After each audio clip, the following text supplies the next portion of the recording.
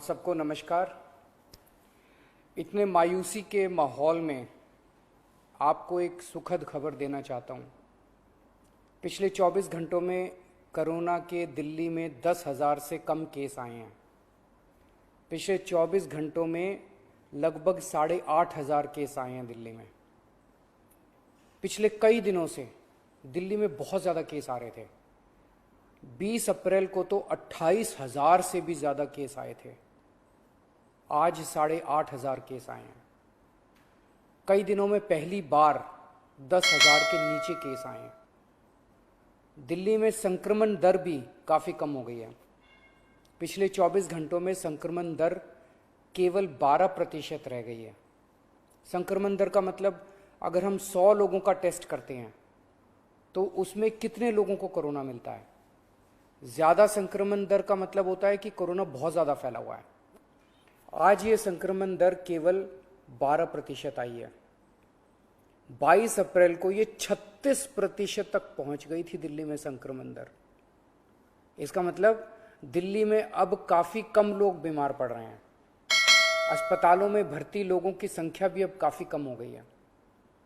पिछले 10 दिनों में दिल्ली के अस्पतालों में कोरोना के 3,000 से ज़्यादा मरीज कम हो गए हैं, यहाँ कि 3,000 बेड खाली हो गए हैं। और अब अस्पतालों में बेड मिलने में परेशानी नहीं हो रही है। हालांकि एक बात देखने में आई है कि आईसीयू के बेड अभी भी भरे हुए हैं। इसका मतलब सीरियस मरीजों की संख्या अभी ज़्यादा कम नहीं हुई है। अभी भी दिल्ली के अस्पतालों में आईसीयू बेड लगभग सारे भरे हुए हैं। इस दिशा में भी आपकी सरकार काम कर रही है। लगभग 1200 नए आईसीयू बेड बन के तैयार हो गए हैं और आज या कल में ये चालू होने वाले हैं। इससे अपने दिल्ली वासियों को काफ़ी राहत मिलेगी। दिल्ली में जो केस कम हो रहे हैं इसमें हर दिल्ली वासी का बहुत ज़्यादा सहयोग रहा है।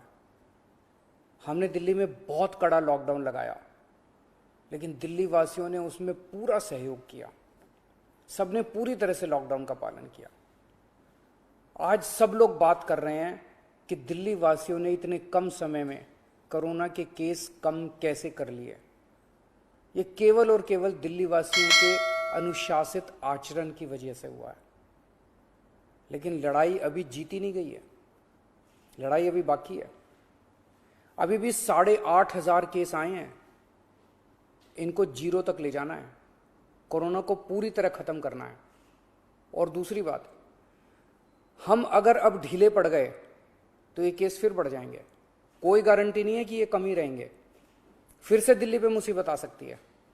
इसीलिए किसी भी हालत में ढिलाई नहीं करनी, कड़ाई से लॉकडाउन का पालन करना है और कोरोना से बचने के जितने भी उपाय हैं वो सारे लागू रखने हैं। दिल्ली सरकार भी अपने इंतजामों में कोई कमी नहीं छोड़ रही। हम अभी और नए ऑक्सीजन बेड बना रहे हैं। ऑक्सीजन के कई हजार सिलेंडर खरीद रहे हैं। नए नए आईसीयू बेड बना रहे हैं, ताकि भगवान ना करे अगर कोरोना के केस फिर से बढ़ गए तो हमारी तैयारी में कोई कमी नहीं होगी। पिछले कुछ दिनों में बेहद दुखदाई, बहुत दुखदाई दिन बीते। पिछले सभी कोशिशों के बावजूद हम अपने कई दिल्ली वासियों को बचा नहीं पाए। कई परिवारों में तो 1 से ज़्यादा मौत हुई है। मैं भगवान से प्रार्थना करता हूँ कि इन सभी आत्माओं को शांति प्रदान करे। मैं ऐसे कई बच्चों को जानता हूँ जिनके दोनों माता पिता चल बसे, अब उनका इस दुनिया में कोई नहीं है। मैं ऐसे सभी बच्चों को कहना चाहता हूँ कि उनके दुख को मैं समझता हूँ, पर आप चिंता मत करना बच्चों। आप अपने आप को अनाथ मत समझना। मैं हूं ना। किसी भी बच्चे की पढ़ाई बीच में छूटने नहीं देंगे। हर बच्चे की पढ़ाई जारी रहेगी। हर बच्चे की पढ़ाई और उन बच्चों की परवरिश का खर्चा सरकार उठाएगी। ऐसे कई बुजुर्ग हैं जिनके जवान बच्चे थे, वो कमाते थे तब उनका घर चलता था। अब वो कमाने वाले बच्चे नहीं रहे। ऐसे सभी बुजुर्गों को मैं कहना चाहता हूं कि आपके बच्चे चले गए। इस बात का मुझे बेहद अफसोस है, लेकिन आप चिंता मत करना। अभी आपका ये बेटा जिंदा है।